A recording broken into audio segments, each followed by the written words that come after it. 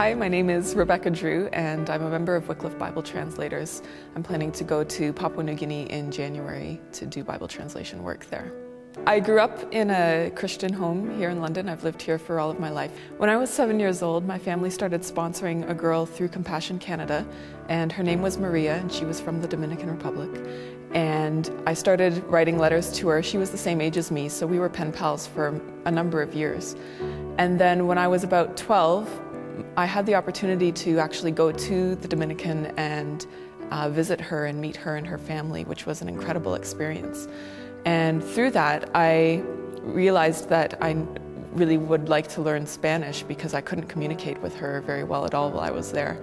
So when I got to high school, I started to take Spanish, and I was already learning French. And I decided to take German as well because I enjoyed those two so much. So I found that I just really enjoyed learning languages a lot. When I got to university, I decided to pursue that in linguistics, which was different from just studying languages. It was learning about languages and how we can analyze languages that have never been written down. This is how I was first introduced to Bible translation work, through the professor that was there because he was a former member of Wycliffe. So I finished my bachelor's degree in intercultural studies, and that included linguistics. And then I went on to do a master's degree in applied linguistics and exegesis.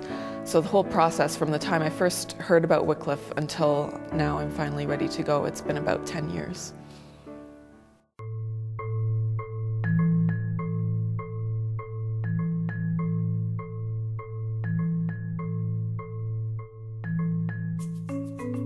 When I bought Caliber after I finished college, I didn't really anticipate that working with him would prepare me in any way for working in Bible translation, but it really has been a way of preparing me and learning how to communicate with him in his own language. Horses are very different from people, and they're very different from dogs. A lot of people think they can treat horses the same way they can treat dogs, but the difference is horses are prey animals, whereas people and dogs are predators.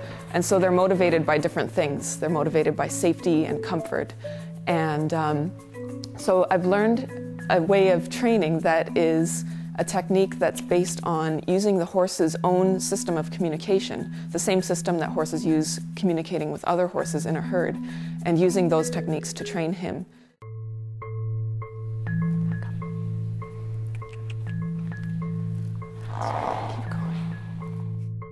So it's kind of like speaking to him in his mother tongue, and it really is the same principle of Bible translation, namely that God's word can best be communicated to people in the language of their heart, the language that they understand best. For a long time, I'm going to be a learner. It's really going to be about just learning from the people, learning their language and learning their culture, and just trying to identify with them in every way that I can. So it's been fun to learn about this with horses, and now I hope to go overseas and apply it to my work in Papua New Guinea as well.